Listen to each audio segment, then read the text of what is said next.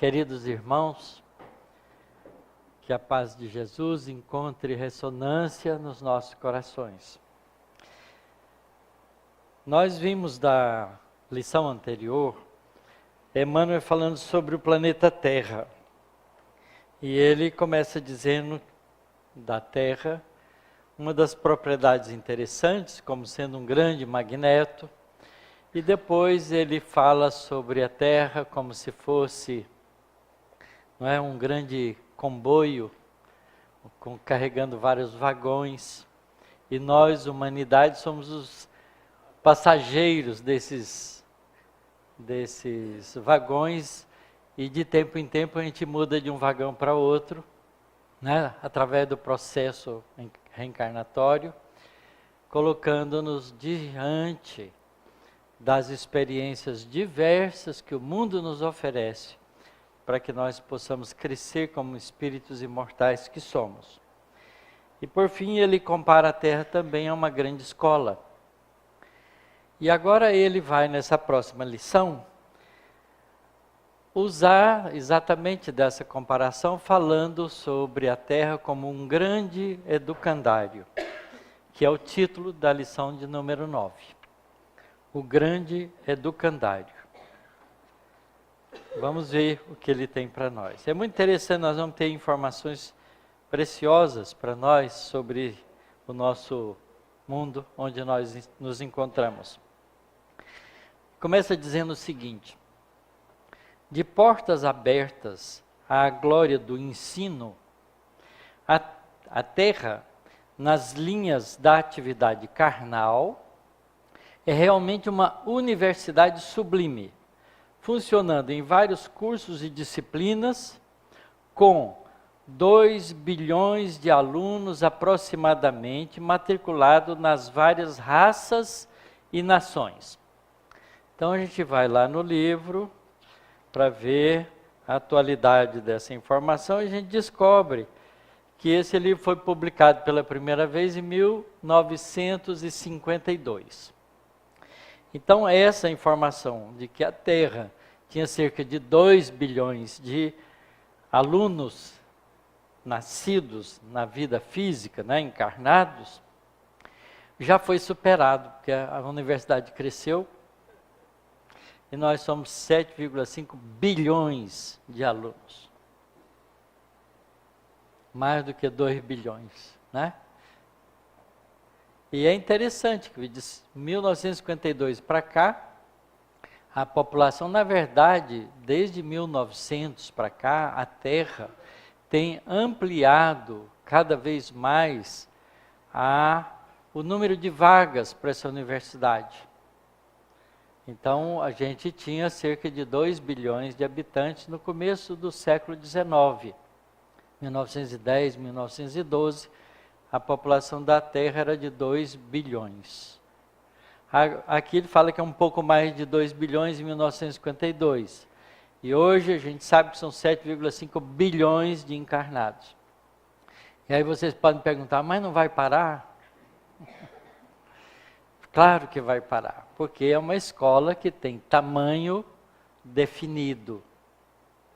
Então quem está preocupado com a superpopulação, pode ficar tranquilo, que não haverá para a Terra superpopulação, porque como a Terra é um grande educandário, o diretor desse educandário é simplesmente Jesus.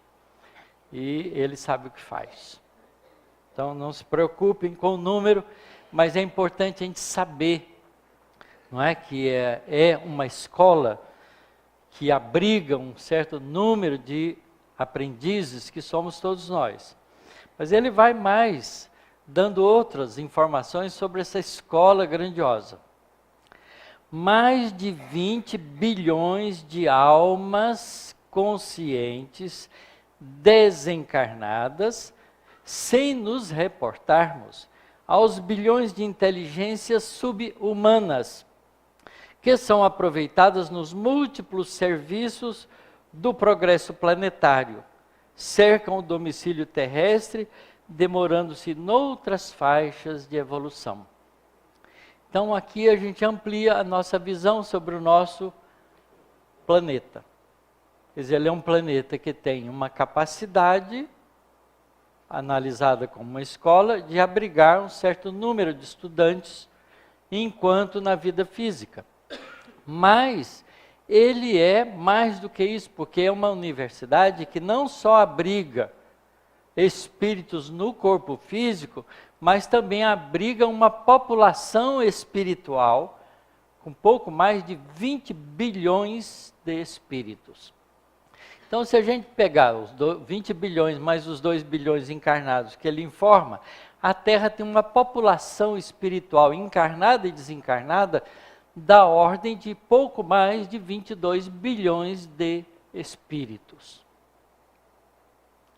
Se a gente pensar que ela pode abrigar cada vez mais pessoas encarnadas, isso vai chegar no máximo a metade dessa população, não é? Porque metade vai estar do lado de cá e a outra metade do lado de lá. E a cada 100 anos a gente troca de lugar.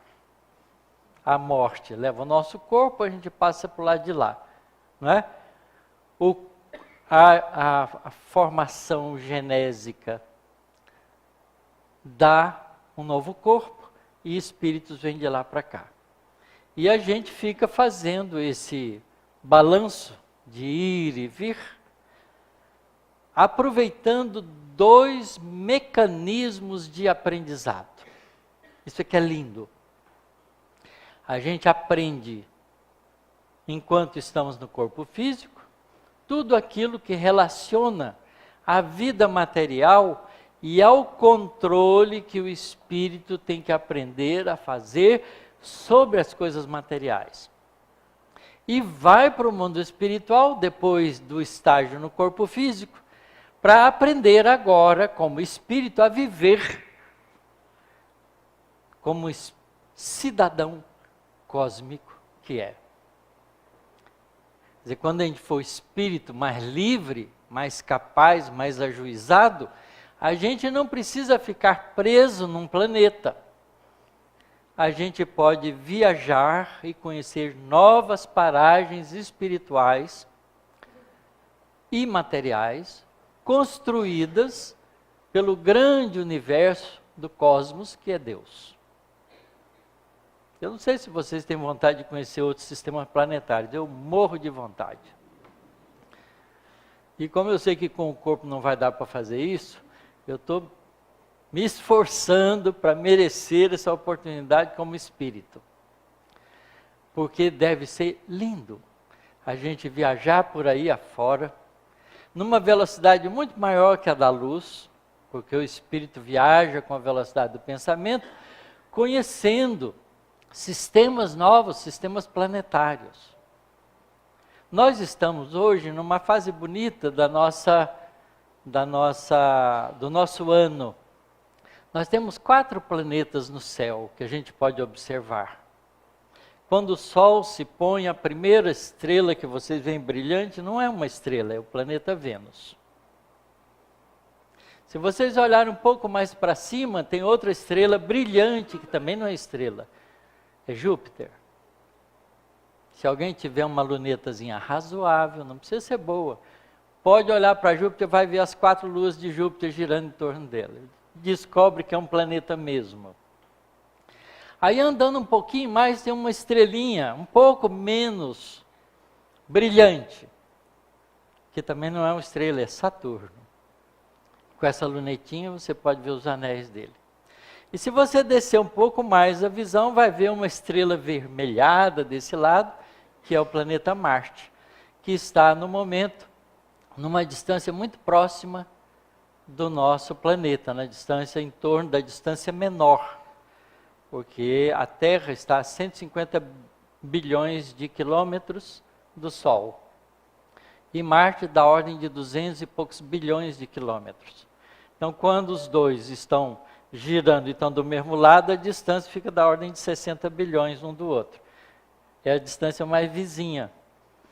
E aí a gente vê Marte mais intenso em luz e como uma estrela avermelhada, porque é a reflexão da luz no seu solo, que é avermelhado sem a presença de água líquida, como nós temos aqui. Então é muito bonito. E a gente pode ver a Lua no meio do caminho, passando por eles, né? Cada dia ela está numa posição diferente, ela vai ficando em conjunção com cada um desses planetas. Então, que ela está em conjunção com Júpiter. Então, a hora que vocês olharem, o planeta, a estrela mais brilhante que está perto da Lua é Júpiter. Então, dá para a gente, todos nós, olharmos isso. Então, nossa Terra, esse planeta que nós vivemos, é realmente um educandário que faz parte de uma cadeia de escolas, que são os planetas que giram em torno do nosso Sol, da nossa estrela, que mantém a energia necessária para que nós sigamos vivendo por aqui. Além disso, Emmanuel faz questão de dizer que junto conosco, os que pensamos, que temos consciência, existe uma quantidade imensa de criaturas ainda inconscientes vivendo conosco, que são os nossos amigos animais. Desde o inseto, que parece nos incomodar tanto, até, né, os animais domésticos que convivem com o nosso dia a dia, participando conosco dos nossos melhores sentimentos. Então, isso é uma escola fantástica, porque é uma escola que permite que espíritos desenvolvam nesse planeta, mas também de que princípios inteligentes mais rudimentares também se desenvolvam aqui até um dia alcançarem, ao longo de milhares e milhões de anos, a experiência necessária para ter consciência de si mesmo e virar um de nós. Porque nós já fomos um deles. Para a maioria dessas criaturas necessitadas de experiência nova e mais ampla, a reencarnação não é somente um impositivo natural, mas também um prêmio pelo ensejo de aprendizagem. O nosso lugar definitivo é no mundo espiritual. O estágio no planeta com o corpo físico é um curso especializado. A gente passa num vestibularzinho para poder nascer aqui. Ninguém nasce gratuitamente, porque a escola, não é, tem uma direção cuidadosa e oferece as oportunidades do renascimento para o nosso crescimento espiritual. Portanto, se a gente quiser vir para cá só para gazetear, a gente perde a chance. Tá certo? Coloca-se outro no lugar que vai aproveitar a experiência. É natural, se nós fôssemos donos e diretores de escola, faríamos o mesmo. E certamente Jesus faz isso com muitíssimo mais propriedade do que nós imaginamos. Assim é que, sob a iluminada supervisão das inteligências divinas, cada povo, no passado ou no presente, constitui uma seção preparatória da humanidade à frente do porvir, do futuro. Quer dizer, cada povo é uma espécie de curso. Você quer fazer o curso de engenharia? Né? Nasce lá no país tal. Quer fazer o curso de medicina? Nasce no outro país. Quer dizer, cada país, cada aglomeração de grupos espirituais tem uma vocação determinada e oferece recursos de aprendizados especiais naquele campo de ação que aquele grupo de espíritos já conquistou. Então, essa é a diferença entre uma nação e outra. São classes de aula diferentes, só isso. Mas na mesma escola. Portanto, a gente tem que aprender a respeitar e a amar e a participar de tudo aquilo que a gente puder junto com os outros povos das outras nações, porque eles são simplesmente nossos companheiros. E ele vai fazer aqui uma explicação sobre por que as nações são um pouco diferentes e por que essa especialização, entre aspas, favorece o desenvolvimento da humanidade como um todo. Então ele diz o seguinte: ontem aprendíamos a ciência no Egito, a espiritualidade na Índia, o comércio na antiga Fenícia, a revelação em Jerusalém, o direito em Roma e a filosofia na Grécia.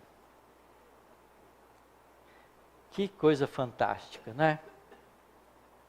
Vocês sabiam que todos nós já passamos por esses países todos?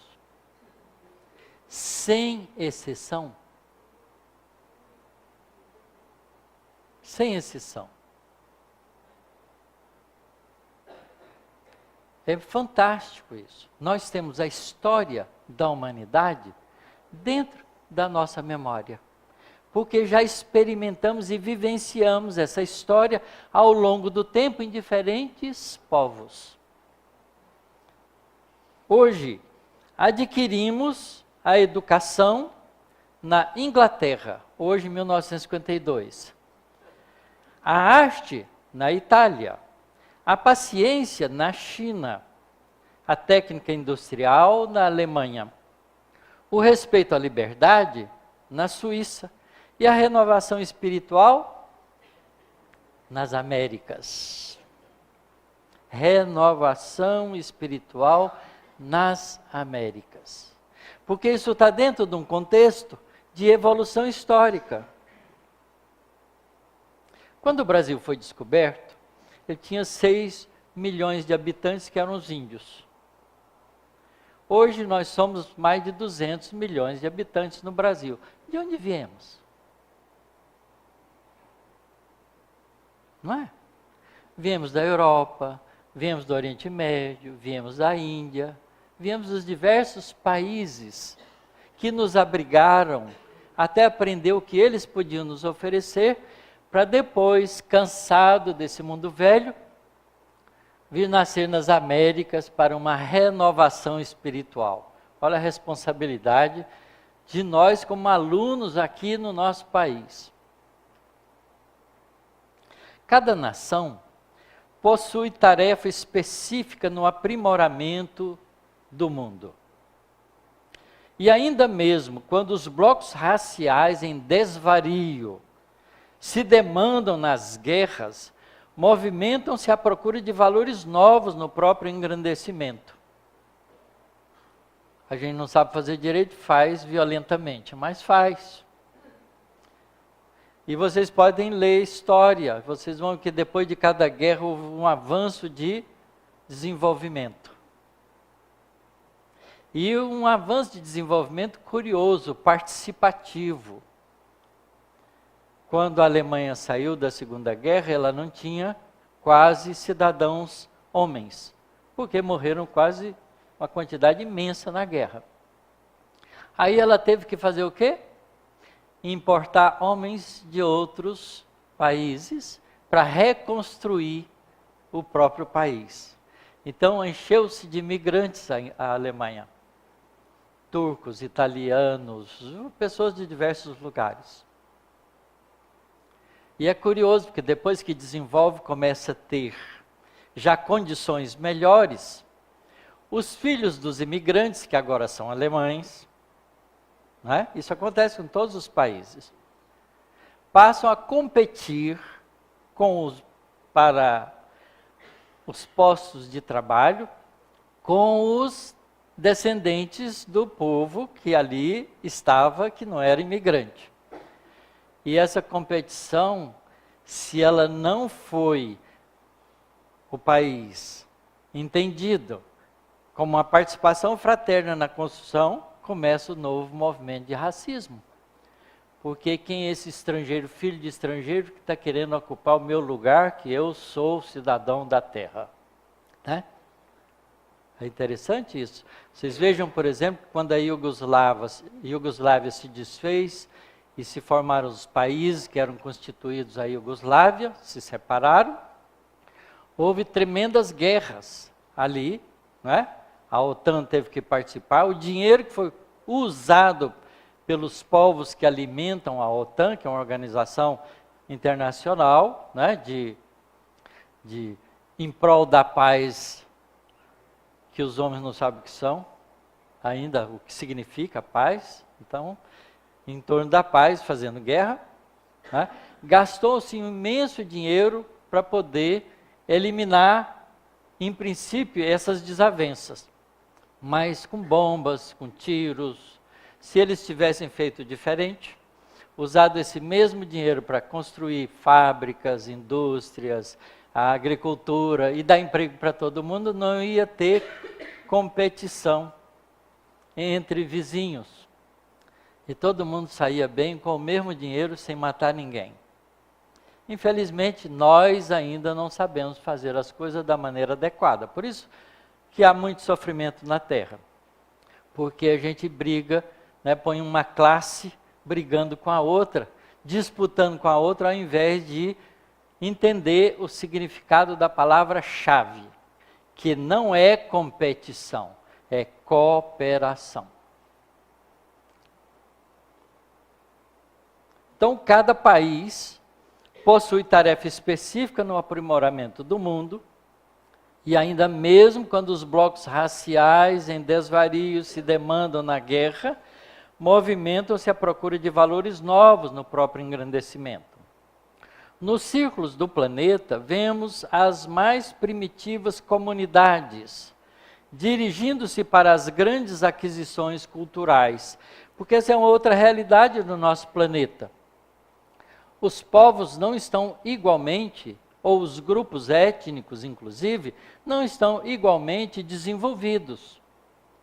Então, há uma experiência de convivência para que isso melhore. Mas antes disso acontecer, a gente vê todos os desastres possíveis.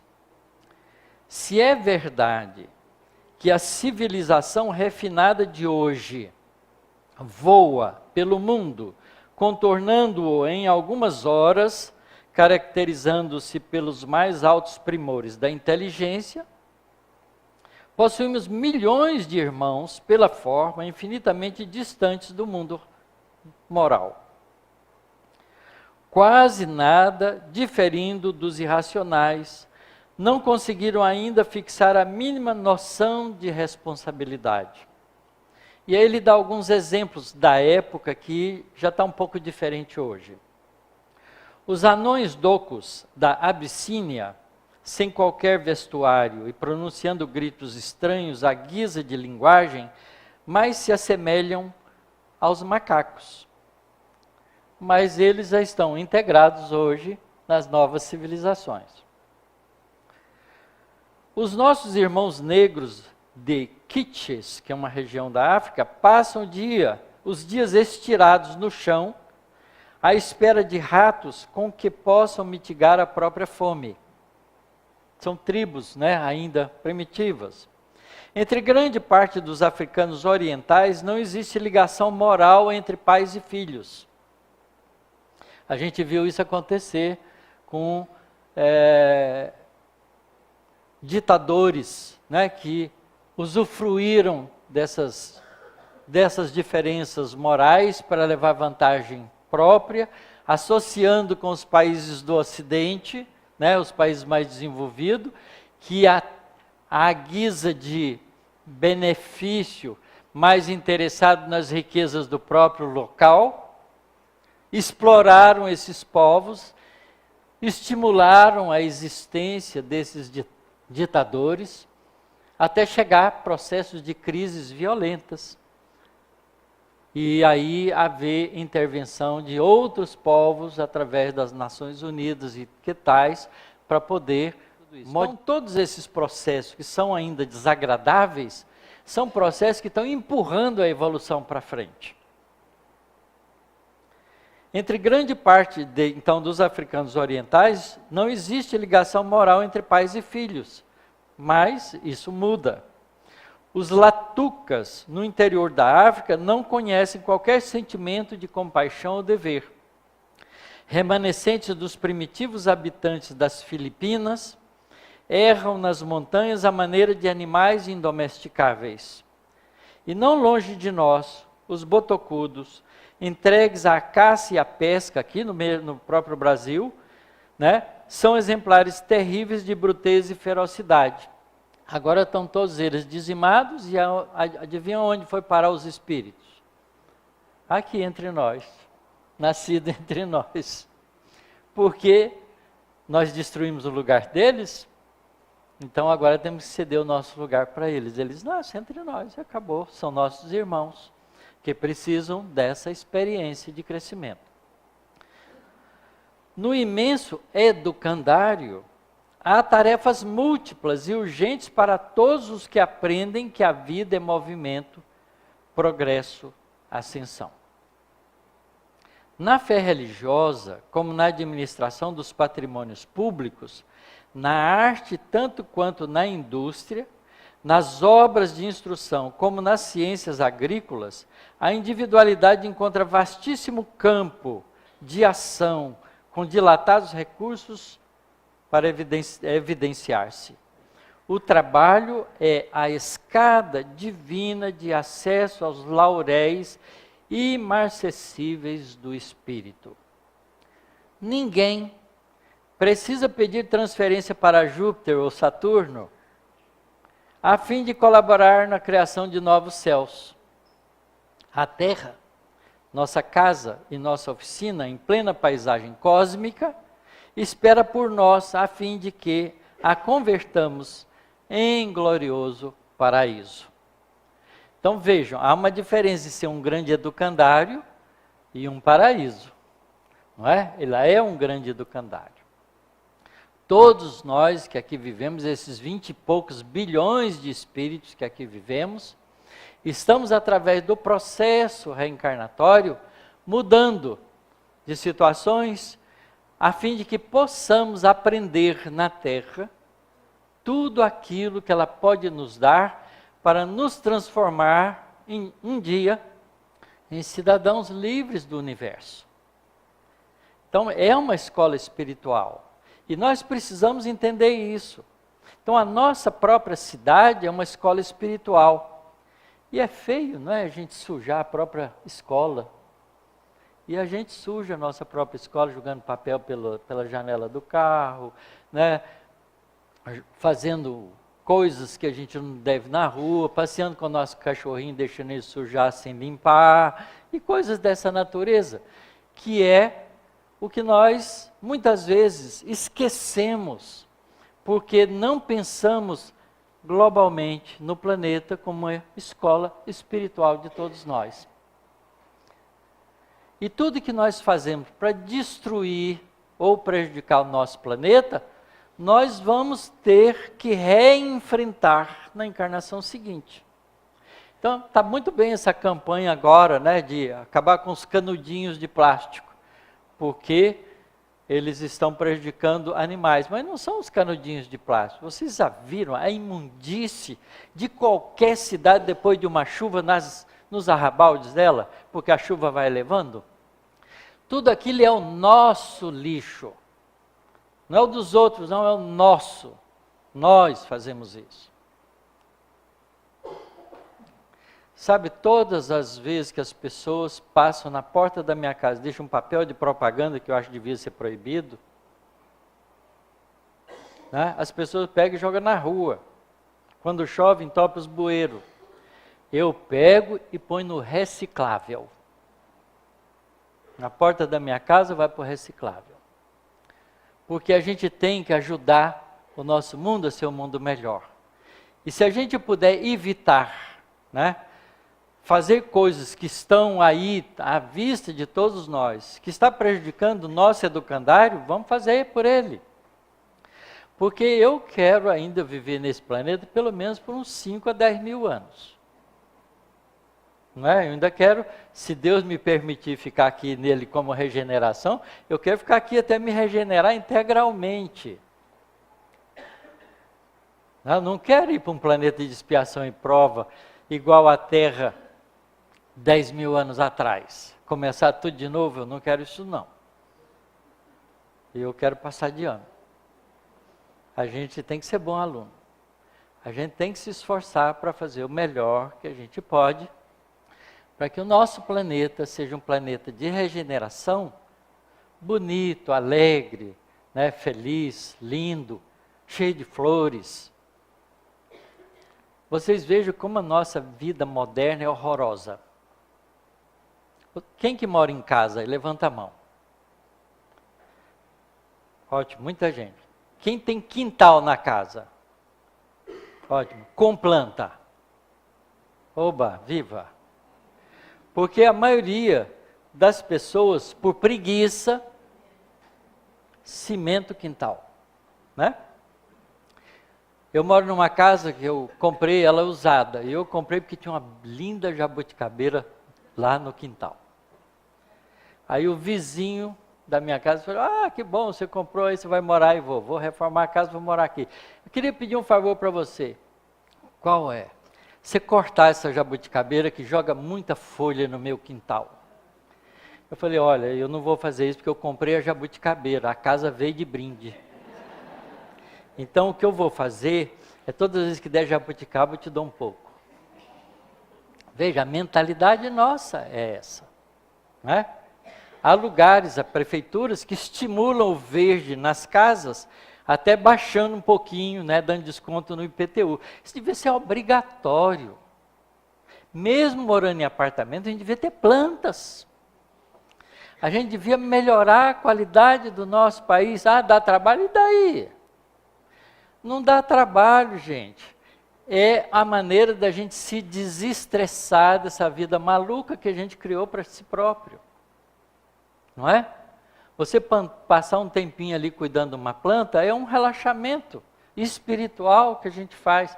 A Joana de Ângeles tem uma mensagem psicografada pelo Divaldo, dizendo que a gente devia, uma vez por semana, se possível, sair fora dos limites da cidade para entrar em harmonia com a natureza. É o conselho de um espírito como Joana de Ângeles. Porque a vida da cidade se tornou estressante. O trânsito é estressante, né? Comprar é estressante. Ontem eu passei o dia inteiro no shopping. Né? Minha família, tem uma filha que está visitando, fomos para o shopping. Eu saí de lá quase doido, né? Porque é um barulhão, é um vai e vem de gente, cansa a cabeça, a gente sai com a cabeça desse tamanho lá de dentro. Porque a gente antigamente andava na rua, ia nas lojas, agora a gente não pode fazer mais isso. A gente tem que comprar num lugar concentrado. Aí junta todo mundo, fica todo mundo fechado num ambiente só. E é um zum, um zumbido horroroso. Vocês parem, não façam nada, senta num lugar e fica prestando atenção só para ver como é que é. Não entra em sintonia, fica fora e observa. É nossa vida. A gente tem que mudar isso, porque certamente a vida tem que ser mais agradável. E esse estilo de vida que nós estamos construindo por medo, não é a melhor coisa que a gente deve fazer. Porque a gente vai no shopping, porque lá dentro a gente não é assaltado. E andando na rua pode ser. As nossas casas têm muro até em cima com cerca elétrica para matar o bandido. Porque a gente criou um estilo de vida na nossa escola, não é? Que está longe dos valores espirituais. Está longe dos valores espirituais. Nosso lar não é assim, não. Tá certo? Nosso lar é agradável. Leiam de novo.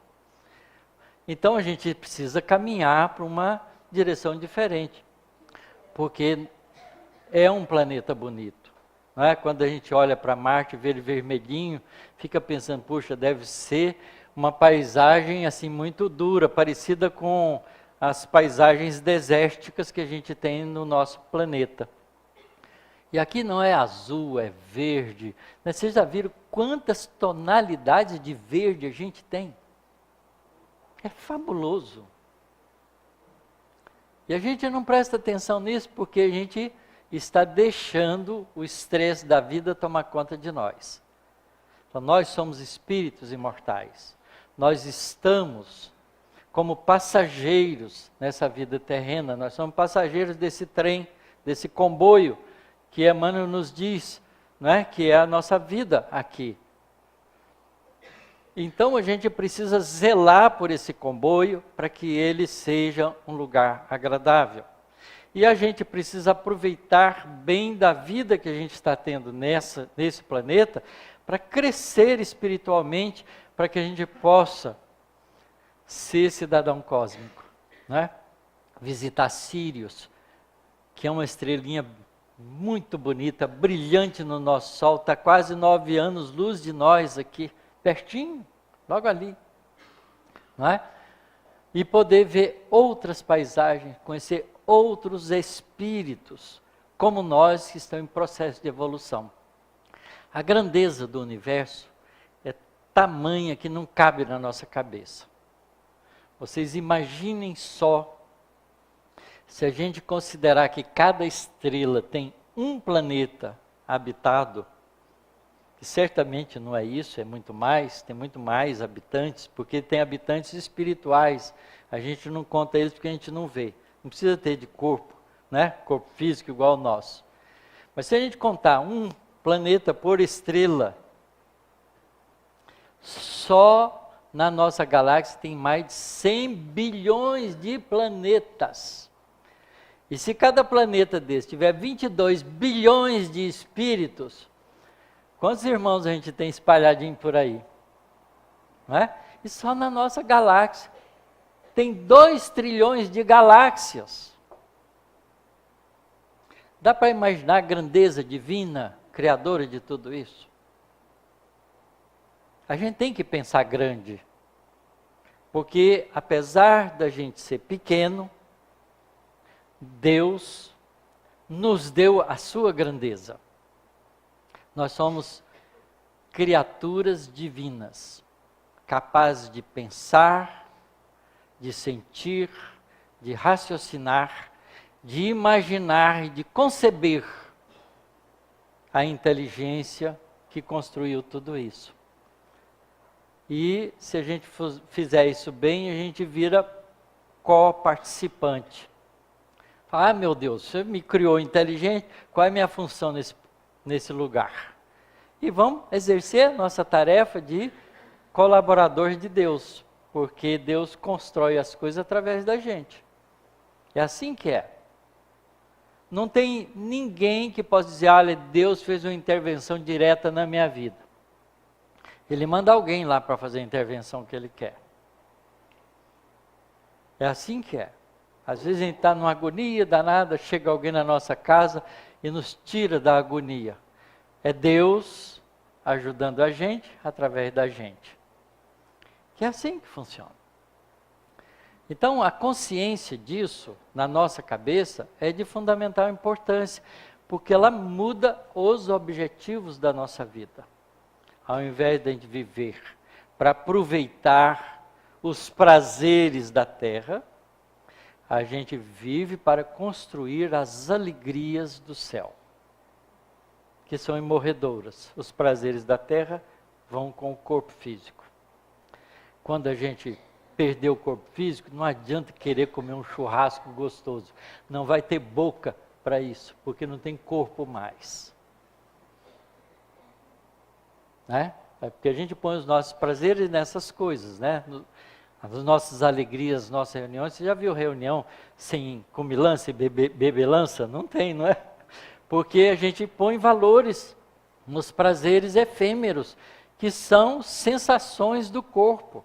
A gente está longe de imaginar quais são as sensações do espírito. Porque a gente esquece, quando a gente nasce no corpo físico, a gente esquece do mundo espiritual.